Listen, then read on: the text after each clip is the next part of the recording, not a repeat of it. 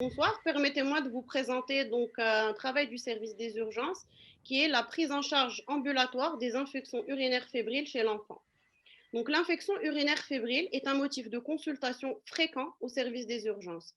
La prise en charge dépend de plusieurs facteurs, notamment l'âge, le terrain, l'existence d'une neuropathie malformative, la présence d'une infection urinaire qu'elle soit haute ou basse. L'objectif de notre étude est d'évaluer la prise en charge en ambulatoire des infections urinaires fébriles chez un groupe de 159 enfants ayant consulté dans notre formation. Pour cela, nous avons effectué une étude prospective observationnelle, descriptive et analytique sur une cohorte de 159 patients au service des urgences médicales pédiatriques de l'hôpital d'enfants de Rabat sur une période de 6 mois allant du 8 janvier 2019 au 10 juillet 2019, après bien entendu accord du comité d'éthique.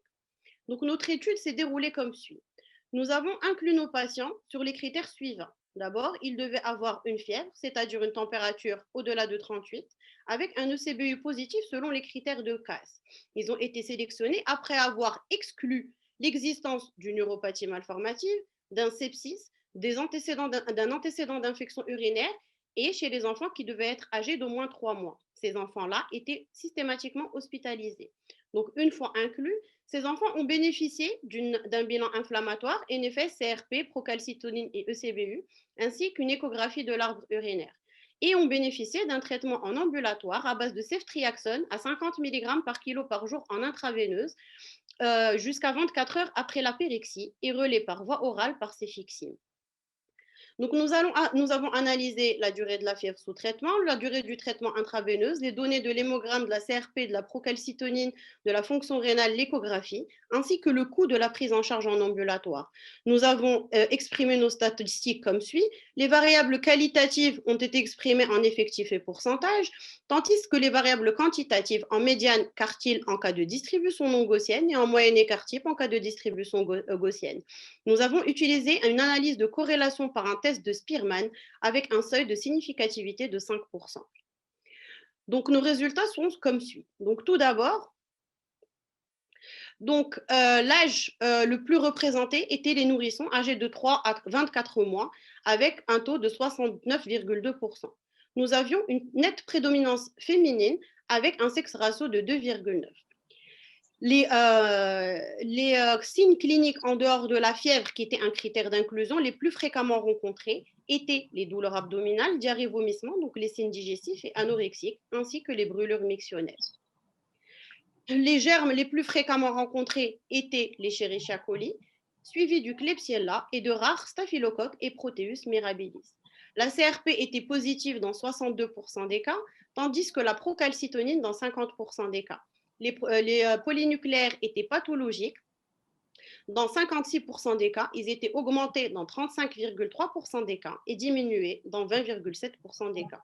Nous avons effectué un piplot pour montrer la concordance entre la CRP et procalcitonine. Elles étaient concordantes à 73% avec un P qui était inférieur à 0,001. L'échographie de l'arbre urinaire était normale chez tous nos patients. Concernant l'évolution, le traitement a été débuté dès l'obtention des résultats de l'examen direct. Il a été par une monoantibiothérapie à base de ceftriaxone par voie veineuse 50 mg kg jusqu'à l'obtention de la pérexie. La durée totale du traitement par voie veineuse était essentiellement de 2 jours chez 155 patients, 3 jours chez un seul patient, avec un relais par voie orale par cefixime pour une durée totale de traitement de 14 jours. Donc, quand on a évalué le coût, donc nous avons évalué toutes les prestations avec leur nombre et le coût de la prise en charge en ambulatoire avec le coût de la prise en charge hospitalière. Il était de 1 350 dirhams pour la prise en charge ambulatoire contre 4 030 dirhams pour la prise en charge hospitalière. Donc, une économie de 2 680 dirhams pour une durée moyenne d'hospitalisation de 6 jours. Avec, sans parler d'une diminution du taux d'occupation des lits, du traumatisme pour l'enfant, des contraintes pour l'entourage, ainsi qu'une économie pour le patient et pour la communauté. Un petit mot pour les recommandations de l'infection urinaire fébrile chez l'enfant. Donc, selon la SOMIPEV, les sociétés françaises et américaines de pédiatrie, elles se rejoignent toutes pour une monothérapie, soit IV, soit IM en ambulatoire, jusqu'à apérixie puis relais par voie orale. Les seuls patients hospitalisés sont ceux qui sont porteurs d'une neuropathie malformative, un sepsis et un âge inférieur à 3 mois ou dans certaines circonstances particulières.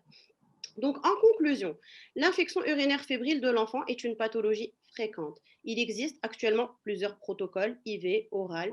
Notre étude a parlé de la gestion ambulatoire et de ses bénéfices, avec une évolution favorable chez tous nos patients. Les recommandations sont tous d'accord d'un traitement intraveineux ou intramusculaire jusqu'à apérixie avec un relais par voie orale.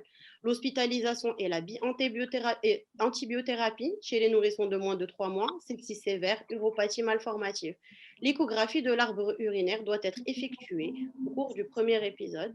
Et merci pour votre attention.